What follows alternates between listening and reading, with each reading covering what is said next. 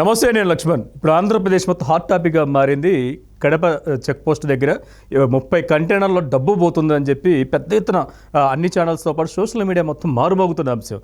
అయితే నిజంగా కంటైనర్లో డబ్బు పోయిందా లేకపోతే ఎలక్ట్రానిక్ గూడ్స్ పోతుందా అని చెప్పి చెప్తున్న మాట వాస్తవం. ఇదే అంశంపైన మనతో మాట్లాడడానికి పొలిటికల్ క్రిటిక్ కిరణ్ కుమార్ ఉన్నారు. ఆయనతో మాట్లాడే ప్రయత్నం చేద్దాం. సార్ నమస్తే అండి. నమస్తే సార్.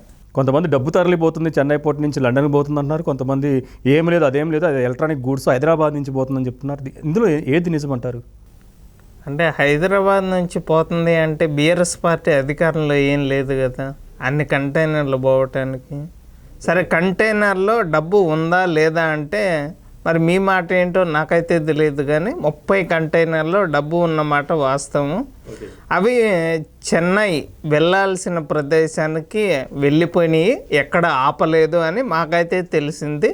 మీరేమో డబ్బు లేదు అంటారు, మేమేమో డబ్బు ఉంది అంటాము. మరి తీసి చూపించచ్చుగా.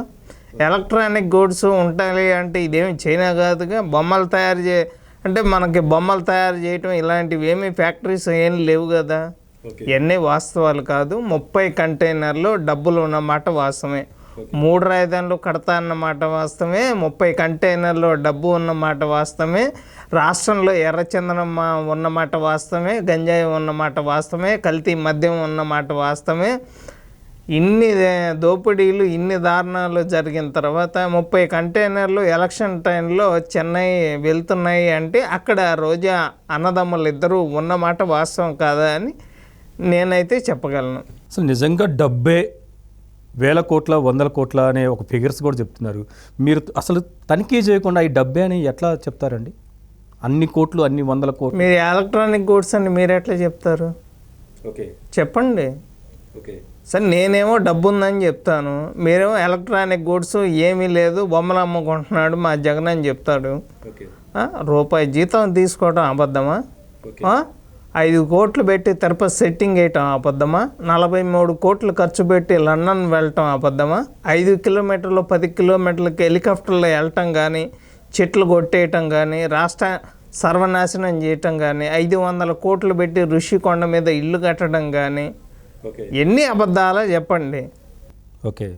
ఎన్ని అబద్ధాలు అయితే కంటైనర్లో డబ్బు ఉన్నది కూడా అబద్ధమేనని నేనైతే చెప్పగలను. ఇప్పుడు ఆ డబ్బు హవాలా మార్గంలో వెళ్తుందా లేకపోతే జగన్మోహన్ రెడ్డి తరలిస్తున్నారా, లేకుంటే ఆ డబ్బు ఇతర దేశాలు పోతుందా, లేకపోతే చెన్నై పోర్ట్ నుంచి గుజరాత్కు వెళ్తుందా? ఎటు పోతుందంటారు మీ ఆలోచన ప్రకారం చెప్పండి. జగన్మోహన్ రెడ్డి అధికారంలో ఉన్నాక నేను ఇది చంద్రబాబు డబ్బు అని చెప్పలేం కదా. ఈ జగన్ డబ్బే. కొంత డబ్బు చెన్నైకి వెళ్తుంది, కొంత డబ్బు గుజరాత్కి వెళ్తుంది, కొంత డబ్బు లండన్కి వెళ్తుంది. అది ట్యాబ్లెట్ల కోసం కావచ్చు, కన్న కూతురు సెక్యూరిటీ కోసం కావచ్చు, ఏదైనా కావచ్చు. కానీ చెల్లికి ఇయటానికి మాత్రం ఆ డబ్బు అయితే వెళ్ళట్లేదు అని నేనైతే చెప్పగలను. ఇప్పుడు చెన్నై వెళ్తున్న కంటైనర్ల గురించి ఇప్పుడు షర్మిల గారు ఎందుకు మాట్లాడతలేదు? మొన్నటి నుంచి ఆమె జగన్మోహన్ రెడ్డి గారి అక్రమ వ్యాపారాలమేనా లేకపోతే వ్యాపారాలకు సంబంధించి ప్రభుత్వ వైఫల్యాల మీద మాట్లాడిన షర్మిల గారు ఇప్పుడు ఈ కంటైనర్ గురించి ఏమైనా నోరు మెదపట్లేదు? రేపు మాట్లాడతారుగా, గుండె పగిలిద్ది కదా. రేపు మాట్లాడతారు వీటి గురించి. మేం మాట్లాడుతుంటేనే కంటైనర్లో డబ్బులు లేవు, 30 కంటైనర్లు అంటే కొంతమంది 8 కంటైనర్లు అంటున్నారు, అందులో డబ్బు లేదు అంటున్నారు. అవి ఆల్రెడీ చేరాల్సిన చోటుకి జర్నీ అంటున్నారు. జర్నీ అని అన్ని వాస్తవాలే చెప్తున్నారు, కానీ డబ్బు లేదని చెప్తున్నారు. మరి తీసి మీరైనా చూపించచ్చు కదా, డబ్బు లేదండి, మీరు అన్ని అబద్ధాలు ఆడుతున్నాడు, జగన్ పాలన అంతా బ్రహ్మాండంగా ఉంది అన్నట్టు మాటలు ఉన్నాయి మీ మాటలు. ఇప్పుడు ఆయన రూపాయి జీతం తీసుకుంటే అన్ని డబ్బులు ఆయన నుంచి వస్తాయండి పాపం ఆయన జగన్మోహన్ రెడ్డి గారికి. రాష్ట్రంలో ఎర్రని చందనం ఉన్నమాట వాస్తవం కదా. ఇది రాయలసీమ ప్రాంతంలో చిత్తూరు జిల్లాలో కానీ, నెల్లూరు జిల్లాలో కానీ, కడప జిల్లాలో కానీ మొత్తాన్ని ఎక్కడ ఈ 5 ఏళ్ళలో ఎక్కడైనా ఒక లారీ పట్టుకోవటం జరిగిందా? వైజాగ్లో 15,000 ఎకరాలు గంజాయి ఉన్నమాట వాస్తవం కదా, మీకు తెలుసా తెలీదా? అదేవిధంగా కల్తీ మద్యం ద్వారా 150,000 మంది చనిపోయిన మాట వాస్తవం కదా. ఎక్కడైనా ఒక ఫోన్పే అనేది ఉందా? మట్టి మాఫియా ఉందా లేదా? ఇసుక మాఫియా ఉందా లేదా? ఎక్కడన్నా రిజిస్ట్రేషన్లు ఉన్నాయా? ఎక్కడైనా దిక్కుమాల పథకాలు ఇస్తామంటున్నాడు కానీ ఎక్కడైనా ఒక ఉద్యోగం ఇచ్చేది ఉందా? ఉద్యోగస్తుల జీతాలు కూడా ఈయనే వాడుకుంటున్నాడుగా.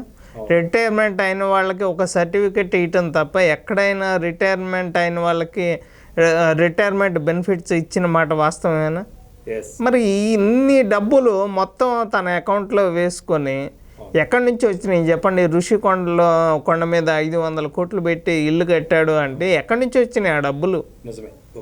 కాదా? వాస్తవం కాదా? తాడేపల్లి కొంప కేవలం అందులో కిటికీలకే కొన్ని లక్షలు ఖర్చు పెట్టాడు. 60 మంది సలహాదారులకి డబ్బులు ఎక్కడి నుంచి వస్తున్నాయండి? 270 యూట్యూబ్ ఛానళ్ళు హైదరాబాద్లో కొన్నమాట వాస్తవం కాదా? కుమారి ఆంటీకి ఇల్లు ఇచ్చిన మాట వాస్తవా కాదా? చెప్పండి.